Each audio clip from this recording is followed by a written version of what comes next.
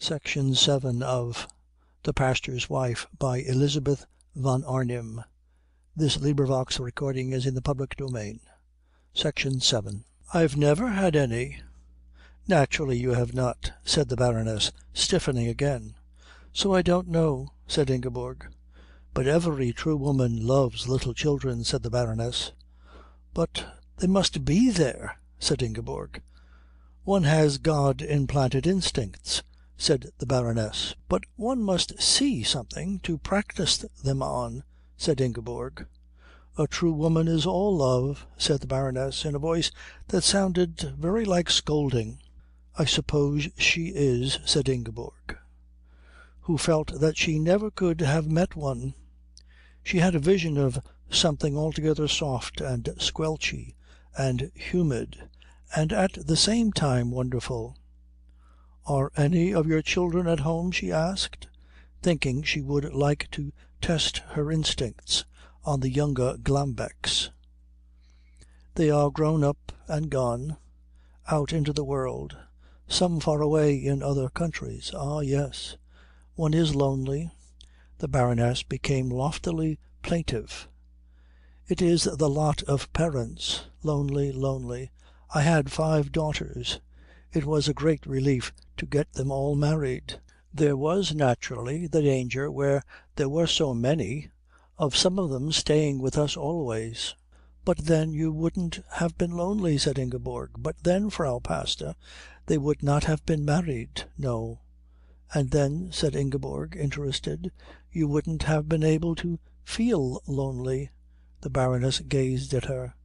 "These things are nice, you know," said Ingeborg, leaning forward again in her interest.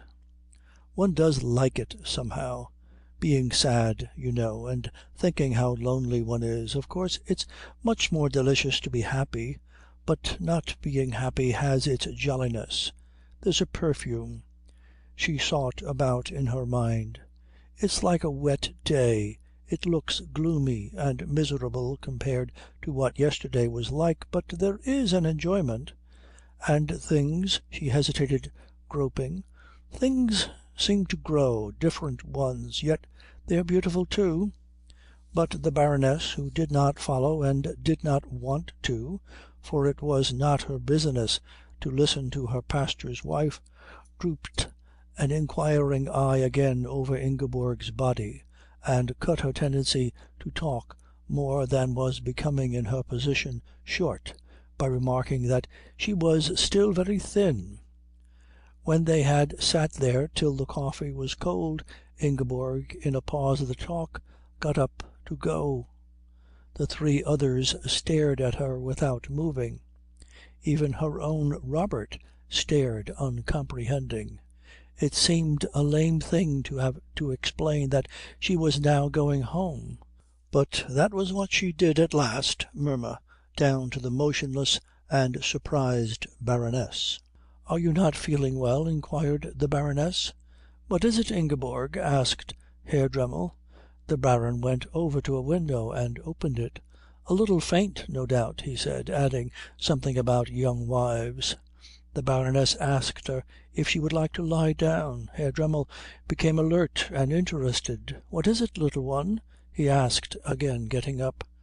"I think it would be good if the Frau Pastor rested a little before supper," said the Baroness, getting up too. "Certainly," said Herr Dremmel, quite eagerly, and with a funny expression on his face. Ingeborg gazed from one to the other. "But Robert," she said, wondering why he looked like that, "oughtn't we to go home?" "Dear Frau Pastor," said the Baroness quite warmly, "you will feel better presently. Believe me, there is an hour still before supper. Come with me, and you shall lie down and rest." "But Robert," said Ingeborg, astonished. She was, however, taken away.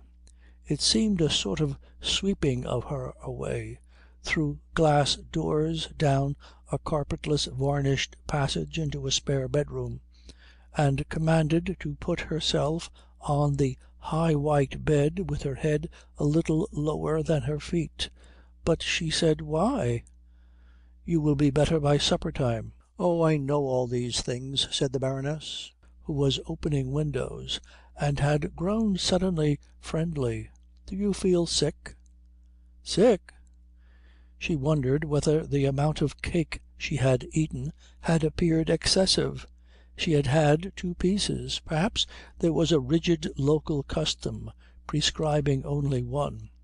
She felt again that she was in a net of customs with nobody to explain. The Baroness seemed quite disappointed when she assured her she did not feel sick at all. Ought guests to feel sick? Was it a subtle way of drawing attention to the irrepressibleness of the host's food? It then occurred to her that it might very possibly be the custom in these country places to put callers to bed for an hour in the middle of their call, and that her omission to put her mother-in-law in there was one of the causes of her tears. Next to going home as quickly as one did in England, she felt going to bed was altogether the best thing. This thought that it must be the custom made her instantly pliable. With every gesture of politeness she hastened to clamber up on to the billows of feathers and white quilt. There was a smell of naphthalin as she sank downwards, a smell of careful warfare carried on incessantly with moth.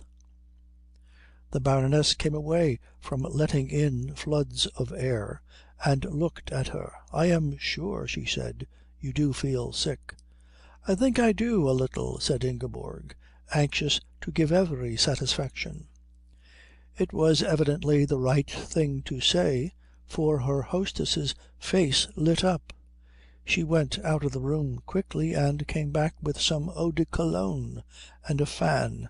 Ingeborg watched her with bright, alert eyes over the edge of a billow of feathers, while she fetched a little table and brought it to the bed and arranged these things on it. How odd it was, she thought, greatly interested. Was the Baron simultaneously putting Robert to bed in some other room? She felt she had grown suddenly popular, that she was doing all the right things at last. Contrasted with its loftiness during the first part of the call, the Baroness's manner was quite human and warm. She put the table close to her side and told her the best thing she could do, quite the best thing, would be to try and sleep a little. If she wanted anything she was to ring, and the maid Tina would appear. "Ah, yes," she said in conclusion, standing for a moment looking down at her and heaving a great sigh that seemed to Ingeborg somehow to be pleasurable. "Ah, yes. When one has said A, dear Frau Pastor, one must say B. Ah, yes." And she went out again on tiptoe, softly closing the door and leaving Ingeborg in a state of extreme and active interest and interrogation. When one has said A, one must say B. Why must one? And what was B? What indeed, if you came to that, was A? She listened a moment, raised on her elbow, her bright head more ruffled than ever after its descent into the billows. Then she slid down onto the slippery floor and ran across in her stockings to one of the big open windows. It looked on to a tangle of garden, a sort of wilderness of lilac bushes and syringa and neglected roses and rough grass and hemlock at the back of the house. There was nobody anywhere to be seen, and she got up on to the sill and sat there in great enjoyment, swinging her feet, for it all smelt very sweet at the end of the long hot day, till she thought the hour, the blessed hour, must be nearly over. Then she stole back and rearranged herself carefully on the bed. "But this is the way of paying calls," she thought, pulling the quilt up tidily under her chin and waiting for what would be done to her next. Chapter 16. They did not get away till 9 o'clock. There was supper at 7, an elaborate meal, and they sat over it an hour and a half. Then came more coffee, served on the terrace by servants in white cotton gloves, and half an hour later, just before they left, tea and sandwiches and cakes and fruit and beer. Ingeborg was now quite clear about the reason for her mother-in-law's tears. She saw very vividly how dreadful her behaviour must have seemed. That groaning supper-table, that piling up as the end of the visit drew near of more food and more and more, and the refreshment of bed in the middle. "I shall invite her all over again," she said suddenly, determined to make amends. When she said this the carriage had finally detached them from sight and sound of the now quite cordial Glamacks, and was heaving through the sand of the dark wooded road beyond their gate. "Whom will the little one invite?" asked Herr Dremmel, bending down. He had got his arm round her, and at the bigger joltings tightened his hold and lifted her a little. His voice was tender, and when he bent down there was an enveloping smell of cigars and wine mixed with the india rubber of his mackintosh. Ingeborg knew that for some reason she could not discover she had made herself popular. There was the distinct consciousness of having suddenly, half-way through the visit, become a success. And she was still going on being a success, she felt. But why? Robert was extraordinarily attentive. Too attentive, really, for oh, what a wonderful night of stars and warm scents it was, once they were in the open. What a night, what a marvel of a night. And when he bent over her it was blotted out. Dear Robert. She did love him, but away there on that low meadow, far away over there where a white mist lay on the swampy places, and the leaves of the flags that grew along the ditch stood up like silver spears in the moonlight, one could imagine the damp, cool fragrance rising up as one's feet stirred the grass, the perfect solitariness and the perfect silence, except for the bittern. There was a bittern, she had discovered, in those swamps. If she were over there now, lying quite quiet on the higher ground by the ditch, quite quiet and alone, she would hear him presently solemnly booming. "Whom will the little one invite?" asked Herr Dremmel, bending down across the whole of the Milky Way and every single one of all the multitude of scents the night was softly throwing against her face. He kissed her very kindly and at unusual length. It lasted so long that she missed the smell of an entire clover field. "Your mother," said Ingeborg, when she again emerged. "Heavens and earth," said Herr Dremmel. "I know now what I did, or rather didn't do. I know now why she kept saying Bratkartoffel. Oh, Robert, she must have been hurt. She must have thought I didn't care a bit. And I did so want her to be happy. Why didn't you tell me?" "Tell you what, little sheep?" "About there having to be supper, and about her having to go to bed." "To bed? Did the Baron put you?" "Put me? To bed?" Herr Dremmel bent down again and looked a little anxiously at as much of her face as he could see in the moonlight. It seemed normal, not in the least flushed or feverish. He touched her cheek with his finger. It was cool. "Little one," he said, "what is this talk of beds? Only it would save rather a lot of awful things happening if you would just give me an idea beforehand of what is expected. It wouldn't take a minute. I wouldn't disturb you at your work or anything, but at some odd time, breakfast, for instance, or while you're shaving, if you would say about beds and things like that. One couldn't guess it, you know. In Redchester one didn't do it, you see. And it's such a really beautiful arrangement. Oh," she suddenly flung her arms round him and held him tight, "I am glad I married one of you." "One of me?" Herr Dremmel again peered anxiously at her face. "One of you wonderful people, you magnificent, spacious people. In Redchester we got rid of difficulties by running away. You face them and overcome them. There isn't much doubt, is there, which is the finer?"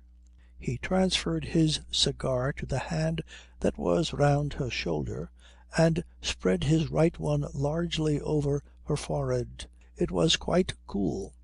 "Who," went on Ingeborg enthusiastically, jerking her head away from his hand, "would have a custom that makes calls last 5 hours without rebelling?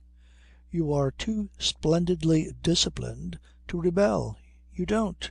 You just set about finding some way of making the calls endurable. And you hit on the nicest way. I loved that hour in bed. If only I'd known that the other day when your mother came. The relief of it." "But my mother " began Herr Dremmel in a puzzled voice. Then he added with a touch of severity, "Your remarks, my treasure, are not in your usual taste. You forget my mother is a widow." "Oh? Don't widows?" "Do not widows what? Go to bed?"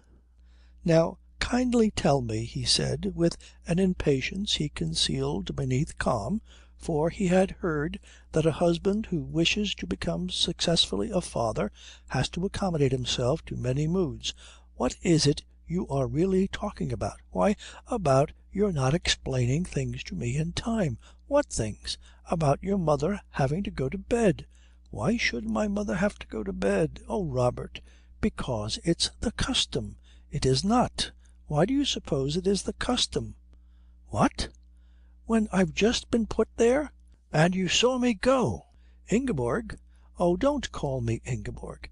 "Ingeborg, this is levity.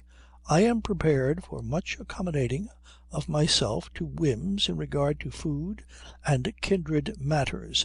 But am I to endure levity for 9 months?" She stared at him. "You went to bed because you were ill," he said. "I wasn't," she said indignantly. Did he, too, think she did not know how to control herself in the presence of cake? "What? You were not?" There was a note of such sharp disappointment in his voice that in her turn she peered at his face.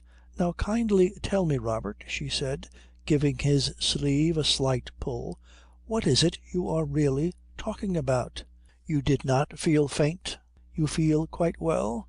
You do not feel ill after all?" Again the note of astonished disappointment.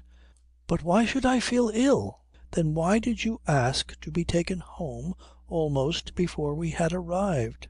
For the first time she heard anger in his voice, anger and a great aggrievedness. "Almost before we'd arrived? We'd been there hours. You hadn't told me a call meant supper." "Almighty Heaven," he cried, "am I to dwell on every detail of life? Am I personally to conduct you over each of the inches of your steps? Do you regard me as an elementary school? Can you not imagine? Can you not calculate probabilities? Can you not construct some searchlight of inference of your own and illuminate with it the outline of at least the next few hours?" She gazed at him a moment in astonishment. "Well," she said. If her father had asked her only one of these questions in that sort of voice she would have been without an answer, beaten down and crushed. But Robert had not had the steady, continuous frightening of her from babyhood. He could not hold over her, like an awful rod, that she owed her very existence to him. He could not claim perpetual gratitude for this remote, tremendous gift. bestowed on her in the days of her unconsciousness. He was a kindly stranger appointed by the Church to walk hand in hand with her along the path of grown-up life. He had admired her and kissed her, and quite often during their engagement had abased himself at her feet. Also she had seen him at moments such as shaving. "I believe," she said after another astonished pause, "that you're scolding me. And you're scolding me because you're angry with me, and you're angry with me, Robert. Is it possible you're angry with me because I'm not ill?" He threw away his cigar and seized her in his arms and began to whisper voluminously into her ear. "What?" she kept on saying. "What? You're tickling me. What? I can't hear." But she did in the end hear, and drew herself a little back from him to look at him with a new interest. It seemed the oddest thing that he, so busy, so nearly always somewhere else in thought, so deeply and frequently absent from the surface of life, so entirely occupied by his work that often he could hardly remember he had a wife, should want to have yet another object of the kind added unto him, a child, and that she who lived altogether on the surface, who knew, as it were, the very taste of each of the day's minutes and possessed them all, who never lost consciousness of the present and never for an instant let go of her awareness of the visible and the now, should be without any such desire. "But," she said, "we're so happy as we are." "It is nothing compared to what we would be." "But I haven't even begun to get used to this happiness yet, to the one I've got." "You will infinitely prefer the one that is yet to come." "But Robert, don't rush me along. Don't let us rush past what we've got. Let us love all this thoroughly first." He looked at her very gravely. "We have now been married 2 months," he said. "I become anxious. To-night I cannot tell you how glad I was. And then it was nothing after all." She gazed at him with a feeling of a new incumbency. He had said the last words in a voice she did not know, with a catch in it. "Robert," she said quickly, putting out her hand and touching his with a little soft stroking movement. She wished above all things to make him perfectly happy. Always she had loved making people happy, and she was so grateful to him, so grateful for the freedom she had got through him, that just her gratitude, even if she had not loved him, would have made her try to do and be everything he wished. But she did love him, she certainly loved him, and here was something he seemed to want beyond everything, and that she alone could provide him with. He turned his head away, and as he did this did she see something actually glistening in his eyes, glistening like something wet? In an instant she had put her arms round him. "Of course I do. Of course I want one," she said, rubbing her cheek up and down his mackintosh. "Some heaps, of course, will have them. Everybody has them. Of course I'll soon begin. Don't mind my not having been ill to-night. I'm so sorry. I will be ill." "Dear Robert, I don't know I had to be ill, but I will be soon. I'm sure I will be. I feel quite like soon being ill now." He patted her face still turned away. "Good little wife," he said. "Good little wife." She felt nearer to him than she had ever felt, so close in understanding and sympathy. She had seen tears, a man's tears. Of what tremendous depths of feeling were they not the signal? The sentence, "a strong man's tears," floated up from somewhere and hung about her mind. She pressed him to her in a passion of desire to make him altogether happy, to protect him from feeling too much. She held him like that, her cheek against his arm, rubbing it up and down every now and then to show how well she understood, till they got home. When he lifted her down from the carriage at their door, she slipped her hand round the back of his neck and kept it there a moment with the tenderest lingering touch.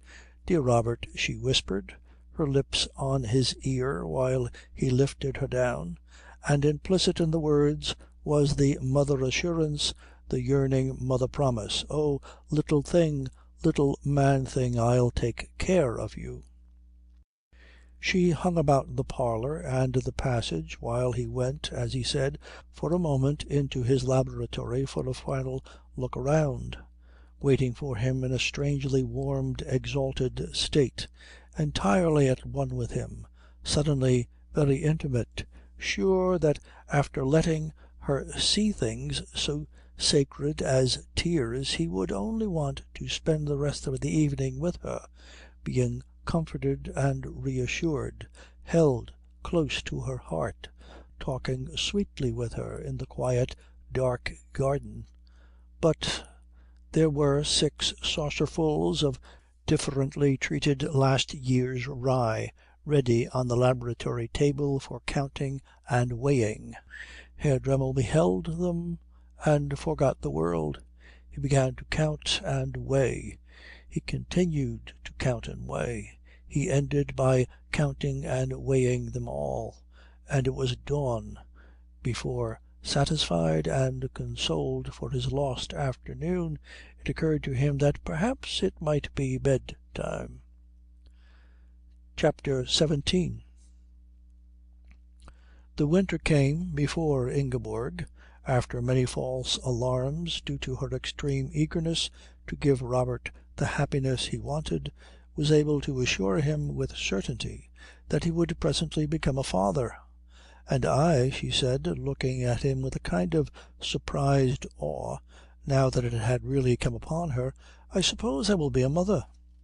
Herr Dremmel remarked with dryness that he supposed in that case she would, and refused to become enthusiastic until there was more certainty. He had been disappointed during the summer so often. Her zeal to meet his wishes made her pounce upon the slightest little feeling of not being well, and run triumphantly to his laboratory, daring its locked doors, defying its sacredness, to tell him the great news. She would stand there radiantly saying things that sounded like paraphrases of the Scripture, and almost the first German she really learned and used was the German so familiar in every household for being of good hope, for being in blessed circumstance. For some time Herr Dremmel greeted these tidings with emotion and excitement, but as the summer went on he had become so incredulous that she fainted twice in December before he was convinced. Then, indeed, for nearly a whole day his joy was touching. One cannot, however, keep up such joy, and Ingeborg found that things after this brief upheaval of emotion settled back again into how they were before, except that she felt extraordinarily and persistently ill. Well, she had had the most wonderful summer. She had got that anyhow tucked away up the sleeve of her memory, and could bring it out and look at it when the days were wet and she felt cold and sick. The summer that year in East Prussia had been a long drought, a long bath of sunshine, and Ingeborg lived out in it in an ecstasy of freedom. Her body, light and perfectly balanced, did wonders of exploration in the mighty forests that began at the north of the Kökensee Lake and went on without stopping to the sea. She would get Robert's dinner ready for him early, and then put some bread and butter and a cucumber into a knapsack with her German grammar, and paddle the punt down the lake, tie it up where the trees began, and start. Nothing seemed to tire her. She would walk for miles along the endless forest tracks, just as much suited to her environment, just as harmonious and as much a creature of air and sunshine as the white butterflies that fluttered among the enormous pine trunks. Every now and then, for sheer delight in these things, she would throw herself down on the springy delicious carpet of whortleberries and lie still, watching the blue-green tops of the pine trees delicately swaying backwards and forwards far away over her head against the serene northern sky. They made a gentle sighing noise in the wind. It was the only sound, except the occasional cry of a woodpecker or the cry, immensely distant, of a hawk. Nobody but herself seemed to use the forests. It was the rarest thing that she met a woodman or children picking whortleberries. When she did, she was much stared at.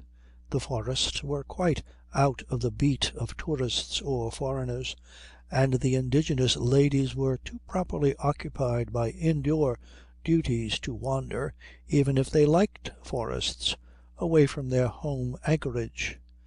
And for those whose business sent them into these lonely places to come across somebody belonging to the class that can have dinner every day regularly in a house if it likes, and to the sex that ought to be there cooking, it was an amazement. The young lady, however, seemed so happy that they all smiled at her when she looked at them. They supposed she must be some one grown white in a town and come to stay the summer weeks with one of the Crown Foresters. That would explain her detachment from duty, her knapsack, and the colour of her skin. Anyhow, just her passing made their dull day interesting, and they would watch her glinting in and out of the trees till at last, hardly distinguishable from one of the white butterflies, the distance took her. When she was quite hot she would sit down in a carefully chosen spot where, if possible, a deciduous tree, a maple or a bird cherry, splashed its vivid green exquisitely against the peculiar misty bloom of the pink and grey that hung about the pine trunks.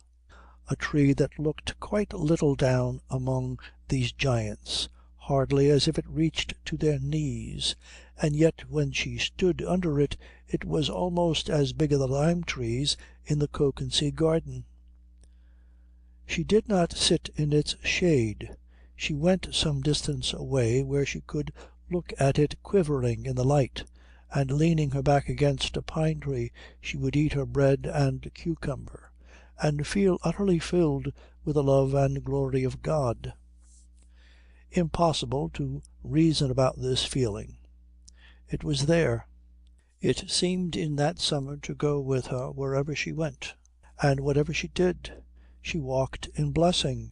It was in the light, she thought, looking round her, the wonderful light, the soft radiance of the forest. It was in the air, warm and fresh, scented and pungent. It was in the feel of the pine needles and the dry, crisp last year's cones she crushed as she went along. It was in the cushions of moss so green and cool that she stopped to pat them, or in the hot lichen that came off in flakes when her feet brushed a root. It was in being young and healthy and having had one's dinner and sitting quiet and getting rested and knowing the hours ahead were roomy. It was in all these things, everywhere and in everything. She would pick up her German grammar in a quick desire to do something in return, something that gave her real trouble. Shall one not say somehow thank you? And she engulfed huge tracts of it on these expeditions, learning pages of it by heart and repeating them aloud to the pine trees and the woodpeckers.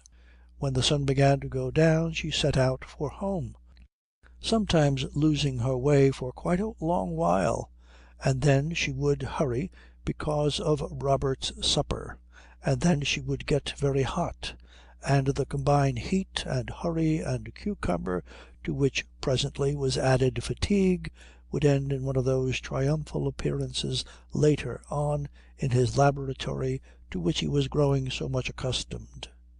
In January, when she was just a sick thing, she thought of these days as something too beautiful to have really happened. There was from the first no shyness about her on the subject of babies. She had not considered it during her life at home, for babies were never mentioned at the Palace. Of course, she thought, remembering this omission, because there were none, and it would be as meaningless to talk about babies when there were none as it would be in Kökensee to talk about bishops when there were none.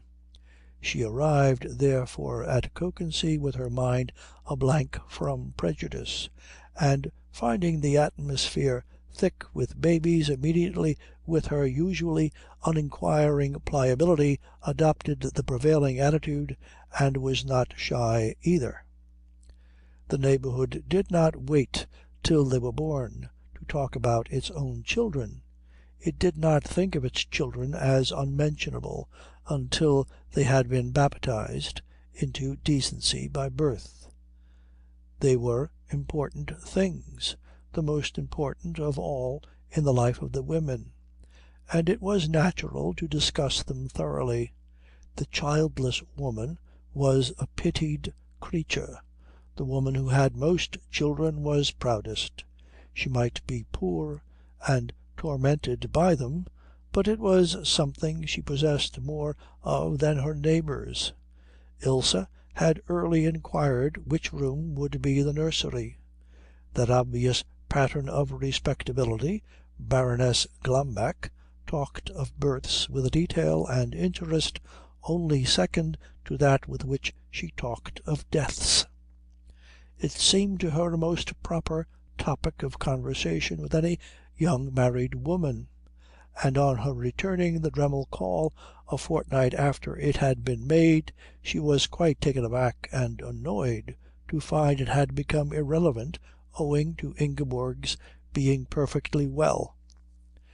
Indeed, this failure of Ingeborg's entirely spoilt the visit. The Baroness, who had arrived friendly, withdrew into frost with the manner of one who felt she had been thawed on the last occasion on false pretences. Impossible to meet one's pastor's wife, and such an odd-looking and free-mannered one too, with any familiarity except on the Christian footing of impending birth or death. A pastor's wife belonged to the class one is only really pleasant with in suffering or guilt. Offended, yet forced to continue the call, the Baroness confined such conversation as she made to questions that had a flavour of hostility. Where was it possible to get such shoes? And did the Frau Pastor think toes so narrow good for the circulation and the housework? Ingeborg could not believe this was the motherly lady who had fussed round her bed that day at Glamack. She felt set away at a great distance from her, on the other side of a gulf. For the first time it was borne in upon her that her marriage made a difference to her socially, that here in Germany the gulf was a wide one.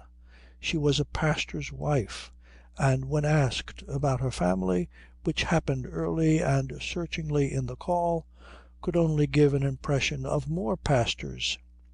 "Ah, that is the same as what we call superintendent," said the Baroness, nodding several times slowly on learning that Ingeborg's father was a bishop, and after a series of questions as to the Frau Pastor's sister's marriage, nodded her head slowly several times again, and informed Ingeborg that what her sister had married was a schoolmaster, like Herr Schultz, said the Baroness, Herr Schultz being the village schoolmaster. There was a photograph of Judith on the table that caught and kept the Baroness's eye, and also, in an even greater but more careful degree, the Baron's. It was Judith dressed in evening beauty, bare-necked, perfect. Ingeborg took it up with a natural pride in having such a lovely thing for her very own sister, and handed it to the Baroness. "Here she is," said Ingeborg, full of natural pride. The Baroness stared in real consternation. "What," she said, "this is the schoolmaster's wife? This is our pastor's sister-in-law? I had thought—" She broke off, and with a firm gesture put the photograph on the table again, and said she could not stay to supper. Since then there had been no intercourse with Glamack, and the Baroness did not know of the satisfactory turn things had taken at the parsonage till on Christmas Eve, from her gallery in church, to which she and the Baron had decided to return on the greater festivals as a mark of their awareness that Herr Dremmel desired to make amends. She beheld during the drawn-out verses of the chorale Ingeborg drop sideways on the seat in her pew below and remain motionless and bunched up, her hymn-book pushed crooked on the desk in front of her, and her attitude one of complete indifference to appearances.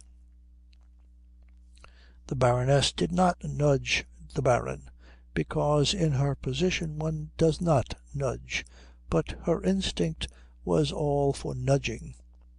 Herr Dremmel could not see what had happened, custom concealing him during the singing in a wooden box at the foot of the pulpit, where he was busy imagining agricultural experiments. Till he came out the singing went on, and suppose, thought the Baroness, he were to forget to come out. Once he had forgotten, she had heard, and had stayed in his box, having very unfortunately been visited there by a revelation concerning potash that caught him up into oblivion for the best part of an hour, during which the chorale was gone through with an increasing faintness 15 times. She knew about the hour, but did not know it was potash. Suppose he once again fell into a meditation. There was no verger, beadle, pew opener, or official person of any sort to take action.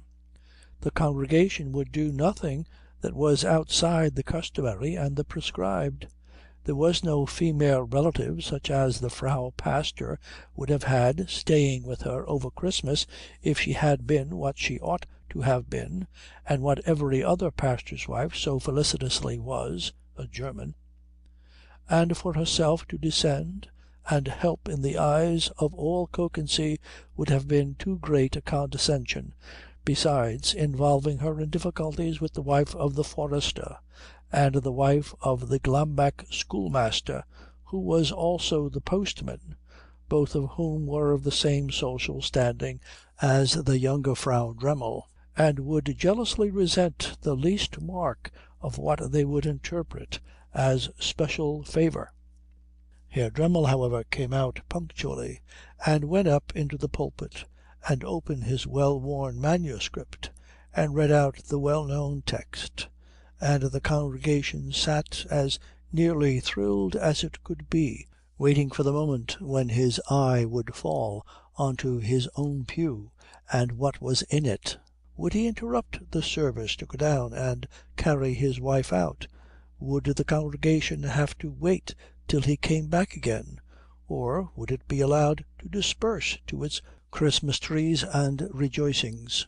Herr Dremmel read on and on, expounding the innocent Christmas story, describing its white accessories of flocks and angels and virgins and stars, with the thunderous vehemence near scolding that had become a habit with him when he preached. His text was peace on earth, goodwill among men, and from custom he hit his desk with his clenched fist while he read it out, and hurled it at his congregation as if it were a threat. He did not look in his wife's direction. He was not thinking of her at all. He wondered a little at the stillness and attention of his listeners. Nobody coughed, nobody shuffled. The school children hung over the edge of the organ loft, motionless and intent. Baron Glambeck remained awake.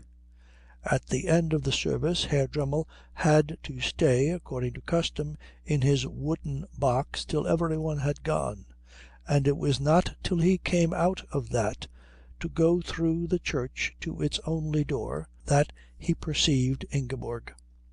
For a moment he thought she was waiting for him in an attitude of inappropriately childish laxity, and he was about to rebuke her when it flashed upon him that she had fainted, that it was the second time in 10 days, and that he was indeed, and without any doubt, at last the happiest of men. In spite of the bitter wind that was raking the churchyard, every person who had been inside the church was waiting outside to see the pastor come out. The Glambecks and elders of the church would have waited in any case on Christmas Eve to wish him the compliments of the season, and receive his in return, but on this occasion they waited with pleasure as well as patience, and the rest of the congregation waited too. They were rewarded by seeing him presently appear in the doorway in his gown and bands, carrying the bundle that was the still unconscious Frau Pastor, as if she were a baby, his face illuminated with joy and pride. It was as entertaining as a funeral. Double congratulations were poured upon him, double and treble handshakes of the hand he protruded for the purpose from beneath Ingeborg's relaxed body, and his spectacles, as he responded, were misty, to the immense gratification of the crowd with happy tears. This was the first popular thing Ingeborg had done since her arrival. She could not, if she had planned it out with all her care and wits, have achieved anything more dramatically ingratiating. The day was the most appropriate day in the whole year. It had been well worth waiting, thought her overjoyed Robert, in order to receive such a Christmas gift. The Baroness, who with the Baron was most cordial, felt flattered, as if, only of course less perfectly, for she herself had produced her children in actual time for the tree. Her example had been taken to heart and followed. The village was deeply gratified to see an unconscious Frau Pastor carried through its midst, and her limp body had all the prestige of a corpse. Everybody was moved and pleased, and when Ingeborg, after much persuasion, woke up to the world again on the sofa of the parsonage parlour, it was to live through the happiest day she had yet had in her life, the day of Robert's greatest joy in her, and devotion and care and pride and petting. Once more, and for this day, she outstripped the fertilizers in interest, and the laboratory was a place forgotten. She was pampered. She lay on the sofa, feeling quite well again, but staying obediently on it because he told her to, and she loved him to care, watching him with happy eyes as he tremendously hovered. He finished the arranging of the tree for her, and fixed the candles on it, interrupting himself every now and then to come and kiss her hands and pat her. Beams seemed to proceed from him and penetrate into the remotest corners. In a land where all homes were glowing that Christmas night, this little home glowed the brightest. The candles of the tree shone down on Ingeborg, curled up in the sofa corner, talking and laughing gaily, but with an infinitely proud and solemn gladness in her heart, that at last he believed, that at last she was fairly started on the road of the higher duty, that at last she was going to be able to do something back, something in return for all this happiness that had come to her through and because of him. Ilse was called in, and came very rosy and shining from careful washing to be given her presents. There were surprises for Ingeborg. She had to shut her eyes while they were arranged. That touched and astonished her, so totally blind had Robert seemed to be for weeks past to anything outside his work. A pot of hyacinths twisted about with pink crinkly paper and satin bows that he must have got with immense difficulty and elaborate precautions to prevent her seeing it, a volume of Heine's poetry, a pair of fur gloves, a silver curb bracelet, a smiling pig of marzipan with a label round its neck, Ich bring Glück. She, not realizing what a German Christmas meant, had only a cigar case for him, and when, her lap full of his presents and her wrist decorated with a bracelet in which he showed an honest pride, carefully explaining the trick of its fastening and assuring her it was real silver and that little women, he well knew, liked being hung with these barbaric splendours, she put her arm around his neck and apologized for her dreadful ignorance of custom and want of imagination and solitary, unsurprising, miserable cigar case. When she did this, with her cheek laid on his furry head, he drew her very close to him and blessed her, his little wife, and that greatest of gifts that she was bringing him. Both of them had wet eyes when this blessing, solemnly administered and received, was over. It was done in the presence of Ilse, who looked on benevolently, and at the end came and shook their hands and joined in her thanks for what she had been given, her congratulations on the happy event of the coming summer. "July," said Ilse, after a moment's reflection. "We must furnish that room," she added. Ingeborg felt as though her very bones were soft with love. Chapter 18. But these high moments of swimming in warm emotion do not last, she found. They are not final. They are not, as she had fondly believed, a state of understanding and cloudless love at last attained to and rested in radiantly. She discovered that the littlest things put an end to them. Just such a little thing as its being bedtime, for instance, is enough. And the mood does not return. And not only does it not return, but it seems forgotten. She became aware of this next morning at breakfast, and it caused at first an immense surprise. She had got the coffee ready, with the glow of the evening before still warming her rosily. She was still altogether thinking dear Robert, and wondering, her head on one side as she cut the bread. Ilse was a little cross after the marzipan, and a smile on her lips at the happiness the world contains. And when he came in she ran to him, shiningly ready to take up the mood at the exact point where bedtime had broken it off the night before.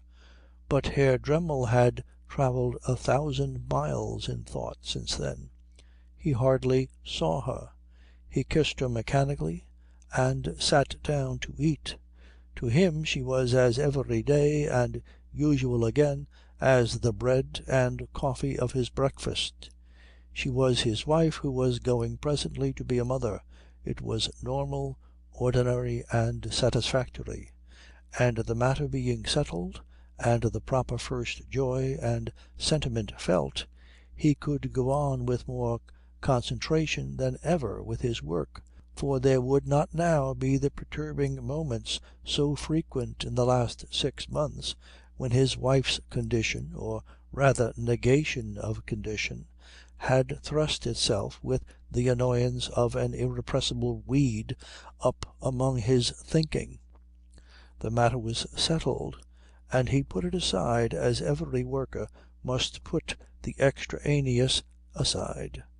Just on this morning he was profoundly concerned with the function of potash in the formation of carbohydrates.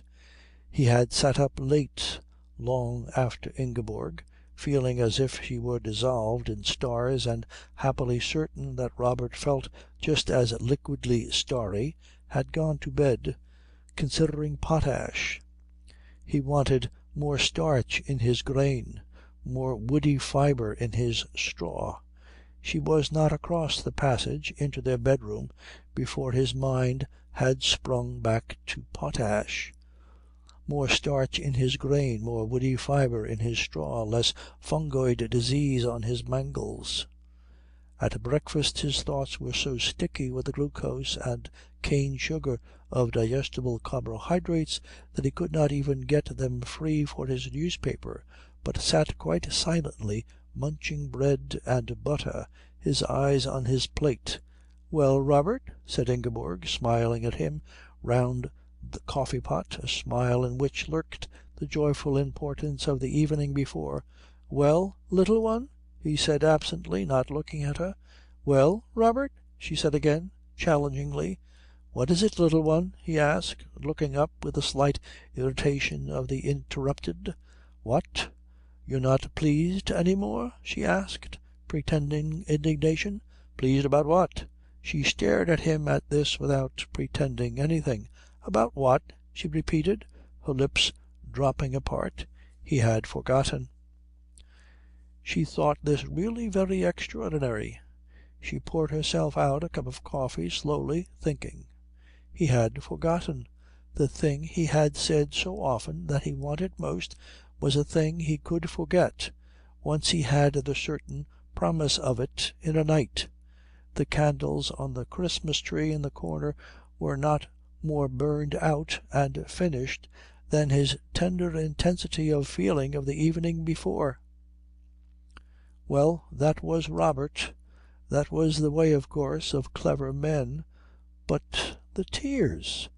He had felt enough for tears. It was without a doubt that he had felt tremendously. How wonderful then, she thought, slowly dropping sugar into her cup, for even the memory of it to be wiped out. Well, that too was Robert. He did not cling as she did to moments, but passed on intelligently. And she was merely stupid to suppose any one with his brains would linger, would loiter about her indefinitely, gloating over their happiness. She left her coffee and got up and went over to him and kissed him. "Dear Robert," she murmured, accommodating herself to him, proud even now that he could be so deeply preoccupied with profound thoughts as to forget an event so really great. For after all, a child to be born, a new life to be launched, was not that something really great? Yet his thoughts, her husband's thoughts, were greater. "Dear Robert," she murmured, and kissed him proudly. But the winter, in spite of these convictions of happiness and of having every reason for pride, was a time that she dragged through with difficulty. She who had never thought of her body, who had found in it the perfect instrument for carrying out her will, was forced to think of it almost continuously. It mastered her. She had endlessly to humour it before she could use it even a little. She seemed for ever to be having to take it to a sofa and lay it down flat, and not make it do anything.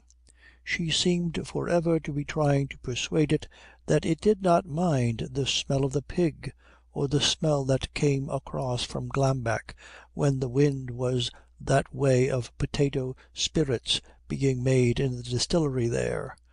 When these smells got through the window chinks she would shut her eyes and think hard of the scent of roses and pinks, and of that lovely orange scent of the orange-coloured lupin she had seen grown everywhere in the summer. But sooner or later her efforts, however valiant, ended in the creeping coldness, the icy perspiration of sick faintness. As the months went on her body became fastidious even about daily inevitable smells, such as the roasting of coffee and the frying of potatoes, which was extremely awkward when one had to see these things oneself. And it often happened that Ilse, coming out of the scullery or in from the yard, fresh and energetic with health, would find her mistress dropped on a chair with her head on the kitchen table in quite an absurd condition, considering that everybody assured her it was not an illness at all, of feeling as though it were one. Ilse would look at her with a kind of amused sympathy. "The Frau Pastor will be worse before she is better," she would say cheerfully.